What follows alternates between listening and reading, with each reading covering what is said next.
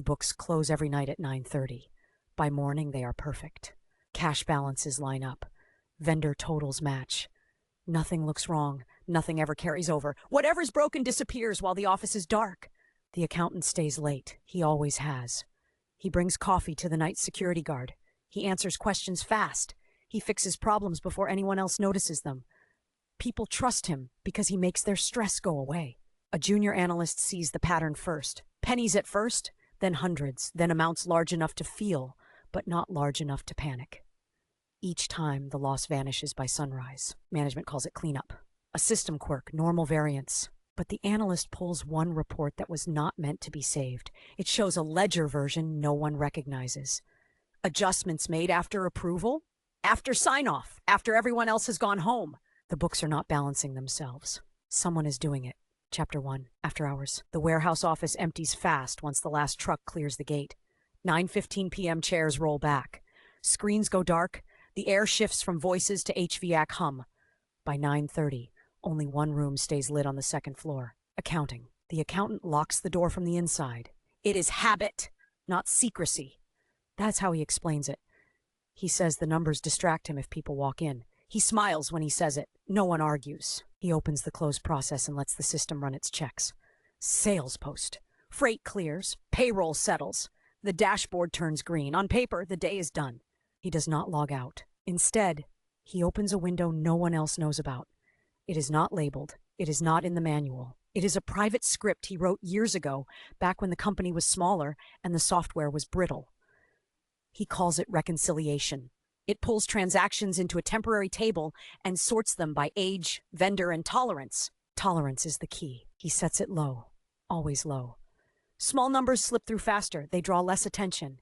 He learned that early. A short list appears. 15 items tonight. A freight overage, a fuel surcharge that rounded the wrong way, a vendor credit that posted twice, nothing dramatic, nothing that would stop a meeting. He moves them into dormant vendor codes. Codes that exist but do nothing. Old suppliers, closed contracts, names no one remembers. The totals disappear from the live view. The books breathe easier. He saves the batch and deletes the temp table. The script clears its own tracks. By design. Downstairs, the night security guard makes his round. He pauses at the accounting door. The light is still on. The accountant looks up and waves. He offers coffee. He always offers coffee. The guard declines and moves on. The accountant checks the clock. 10:05 p.m. He likes to be done before 10:30. He does not rush, but he does not linger. Lingering makes mistakes. He runs the script again. Clean. He signs off. By morning, the numbers will be perfect. At 8:20 a.m., the junior analyst arrives early. She likes the quiet. She pulls the daily cash report and compares it to the prior week. She does this every day. Not because she was told to, because she learned to trust patterns more than explanations. She notices the reset. It is subtle. Cash dips at close and rises by morning. The amounts are small, too small to trigger alerts. But the timing is consistent every weekday, never on weekends. She flags it in her notes. She does not email anyone yet. She checks again tomorrow. The pattern repeats. By Friday, she has 5 days stacked. The totals are not random. They cluster, always after close, always gone by morning. She sends a quiet internal message to accounting support. She keeps the tone light. She asks if there is a known timing issue with overnight posting. The reply comes fast. It is polite. It says software glitch. It says nightly cleanup. It says nothing to worry about. The thread closes. She does not argue. She keeps watching. The accountant notices her questions. He always notices. He stops by her desk later that day with a friendly tone and an open posture. He asks if she needs help. He offers to walk her through the close process sometime. She thanks him and says she is still learning the system.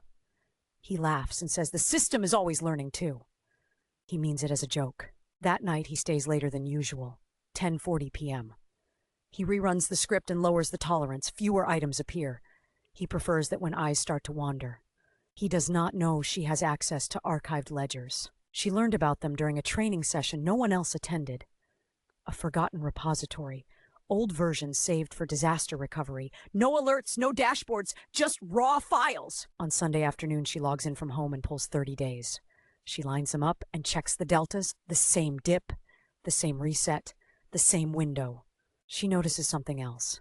There are versions of the ledger stamped after approval, after sign-off, after the daily close time. The timestamps are wrong. Or someone changed them.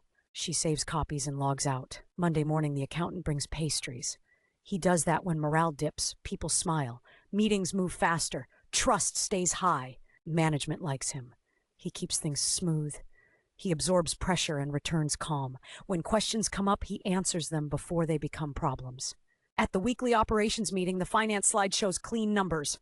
No variance, no red flags. The owners nod and move on. The junior analyst does not speak. She watches the accountant.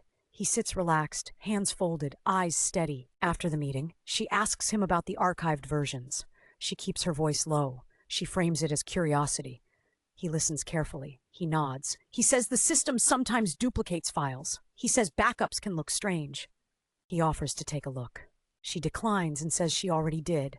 She says the timestamps concern her. For a moment, his smile pauses. Not long, just long enough to notice. He says he will send a summary to management explaining the cleanup process. He says clarity helps everyone. That afternoon, an email goes out. It explains nightly reconciliation. It uses calm language. It calls the discrepancies immaterial. It frames the resets as normalization. Management replies with thanks. The issue is closed again. The accountant runs his script that night. With extra care, he checks every line. He deletes and rebuilds the temp table twice.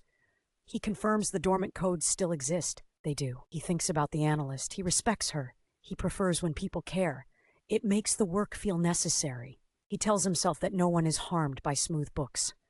He tells himself that rough edges create panic. Panic kills companies. He signs off at 10:20 p.m. By morning, the books are perfect.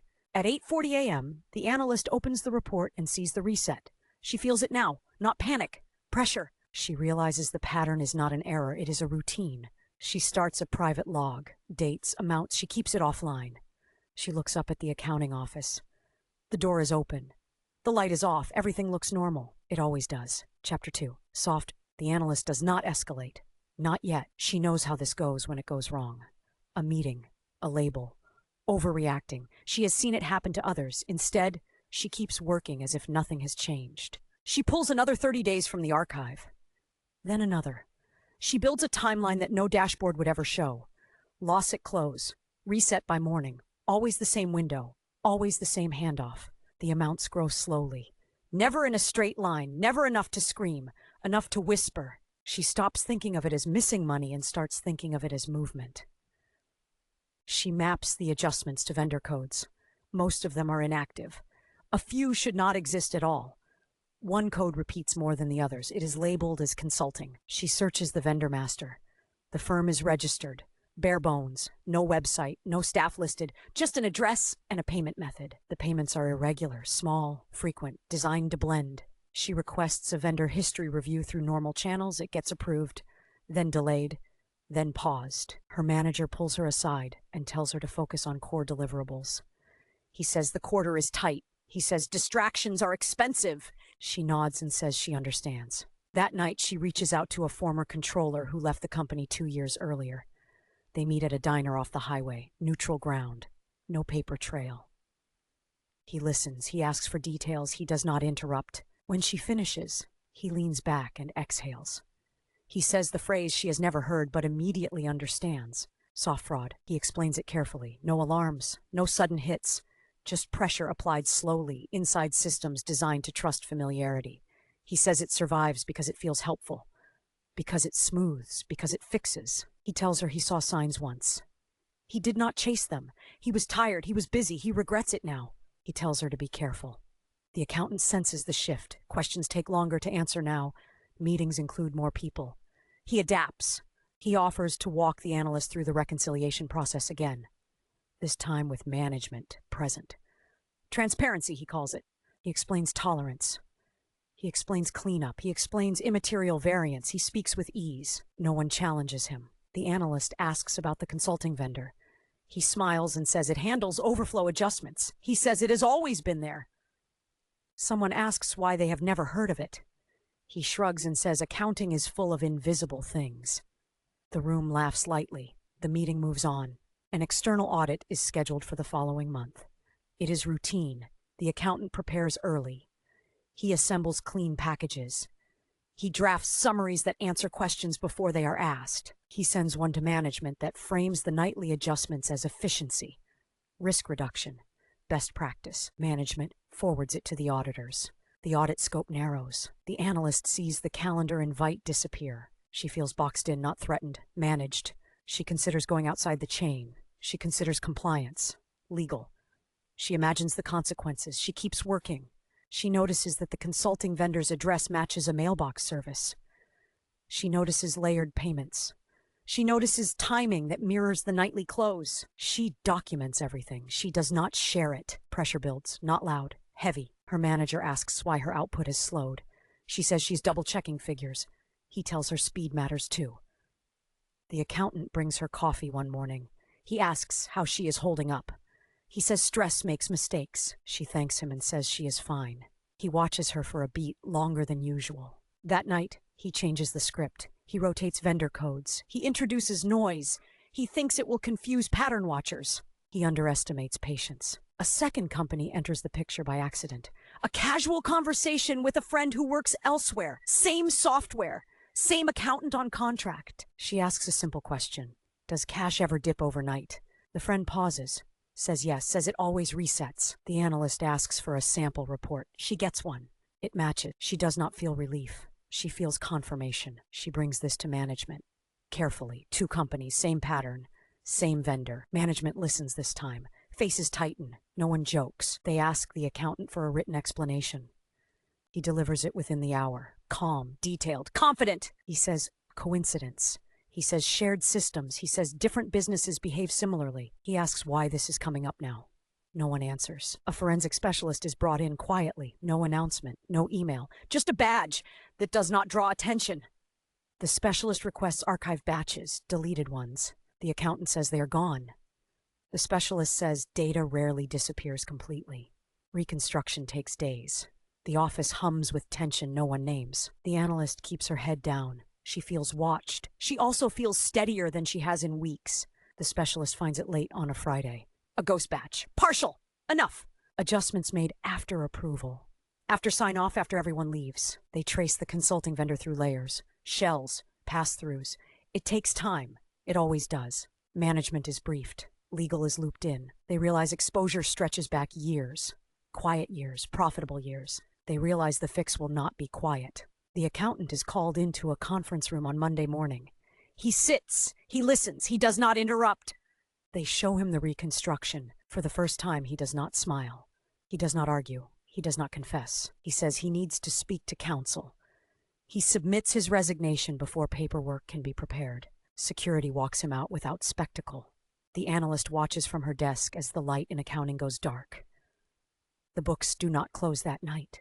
They sit uneven, loud, honest. By morning, they are still broken, and everyone can see it. Chapter 3, After the Balance. The building opens on Monday with a different sound. Phones ring longer. Doors close softer. People speak in halves and stop. Accounting is quiet. The accountant's desk is cleared. Not ceremonially. Quickly, a box, a badge, a login dibbled before noon. The system locks him out the way it locks anyone out. No explanation. Just denial. Management gathers in a closed room. Legal is present. Compliance, too. The mood is not anger. It is accounting. Counting what remains, measuring what moved. The forensic specialist leads. Calm, precise. He lays out the timeline without drama. Nightly close. Post-approval adjustments, temporary tables, deleted batches that were not deleted enough. He shows them the money trail. Layered accounts. Pass-through entities. Consulting invoices designed to look dull. Amounts small enough to be ignored. Frequent enough to matter. The total is larger than anyone expected. Years add up. The analyst sits in the back. She says nothing. She watches faces change as the numbers grow. Shock gives way to calculation. Calculation gives way to consequence. They ask how long it went on. The specialist says at least 4 years. Possibly longer. He says the pattern is consistent. He says consistency is intent. They ask who knew. The specialist says systems do not know, people do.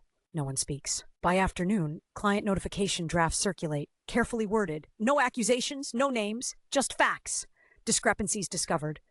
Independent review underway. Updates to follow. Some clients call immediately. Others wait. All of them listen differently now. The analyst's manager stops by her desk. He thanks her. He says he should have listened sooner. She says nothing. Thanks do not fix delay. Human Resources schedules interviews. Not to blame. To understand who touched what, who approved what, who looked away. The night security guard is interviewed. He mentions coffee. He mentions lights on late. He mentions nothing unusual. No one blames him. The forensic team works late. Not to hide, to recover. They rebuild ledgers line by line. They reconstruct nights that were meant to vanish. The books do not balance. They are not supposed to. Not yet! Every imbalance has a shape now, a reason, a date, a time. Management asks if prosecution is possible. Legal says yes. Also costly, also public, also uncertain. They ask if settlement is possible. Legal says maybe. Also quiet, also faster. Also incomplete. They ask what the right thing is. No one answers quickly. The accountant's resignation letter arrives through counsel. It is short, polite. It admits nothing. It offers cooperation. It asks for terms. The analyst reads it once. She feels nothing. The forensic specialist finishes his report by Thursday. He hands it over in a sealed file. He says it will stand up. He says it always does. He leaves the badge on the desk and walks out. Friday morning, the company holds an all-staff meeting. Not a town hall, a briefing. Leadership speaks plainly. They acknowledge the breach. They acknowledge the failure. They promise review. They promise change. They do not promise comfort. Questions come, some sharp, some afraid, some angry. Why did this happen? How was it missed? Who is responsible? Leadership answers what it can. It does not protect itself. It does not fully expose itself either. The analyst watches colleagues shift in their chairs. Trust does not shatter, it thins. After the meeting, she is called into a smaller room. Legal is there. Compliance, too. They ask if she will provide a statement. She says yes. She gives facts only, dates, reports, responses, delays. They ask if she felt pressured. She says managed. They write it down. By the end of the month, settlements begin. Not full. Enough to matter. Enough to signal seriousness. Some clients stay, some leave, some sue anyway. The company absorbs the cost. It cuts expansion. It pauses bonuses. It survives. Accounting hires 3 people instead of 1. Controls are added. Scripts are audited. Dormant codes are retired. No one stays late alone anymore. The analyst is offered a promotion. She accepts, not for the title, for the authority. Her first change is small. No adjustments after approval. None. No exceptions. The books become harder to keep clean. They also become honest. Months pass. The accountant's name surfaces in another inquiry. Then another. Patterns repeat elsewhere. Quietly. Some cases settle, some never surface, some remain perfect on paper. The analyst thinks about how easy it was, not the theft, the trust. She understands now that systems reward calm more than truth. That people who fix problems are rarely asked how. One night she stays late. Not alone. The office is staffed. The lights are bright. She runs the close herself. The numbers wobble. They do not line up. She leaves them that way. In the morning, the report shows variance. It triggers alerts. Meetings happen. No one panics. The books are not perfect. They are real. And that is the cost.